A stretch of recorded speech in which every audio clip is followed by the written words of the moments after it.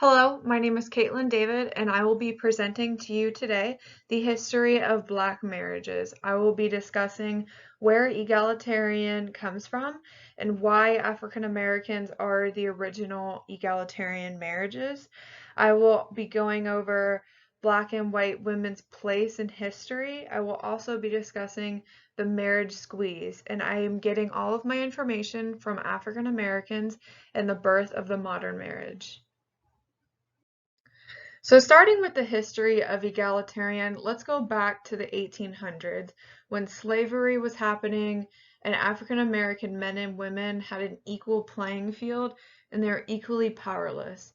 So then the abolition of slavery gave both genders the same dream of being free. So then throughout history, African American marriages have shaped the modern marriage through egalitarianism, this equal marriage, and the acceptance of women working outside of the home. Many prominent Black women were married to powerful men.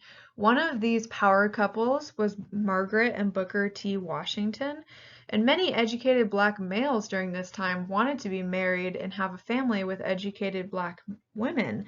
Now, this was really encouraging for Black women to go out, get their education, and be in a professional environment. A couple of reasons why Black women were encouraged to have an education and go out and be in the professional work environment was because even when they got married, they probably still needed to go outside of the home to bring in that additional income. They also sought to avoid domestic service because this was a continuation of slavery and oppression.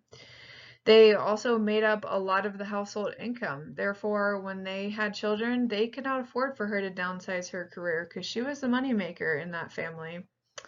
Now, in the Black community, intelligence and femininity were not conflicting matters, as it is in the white community. They feared that if a woman was to go out and have an education, that she would take on more masculine characteristics. Now, white women were not only discouraged from going out and having an education, they were discouraged from being activists and standing up for what they believed in. They were viewed as less favorable in their community due to direct challenges to the privilege of white men and patriarchy. Especially during the 1900s, they were told that their role was in the home. Their job was to cook and clean for their family. And even if they had a job outside of the home, they needed to downsize their career in order to have children. From the reading, Adlai Stevenson addressed the graduating class of Smith College in 1955, and he told those students that their role in life was to restore valid, meaningful purpose to life in your home. Could you imagine you worked so hard to graduate college and some guy comes in and says your job is to be in the house and cook and clean? As I mentioned on the previous slides, Black women were encouraged to have an education. This eventually caused a marriage squeeze, which was due to a lack of available Black men on their same education level.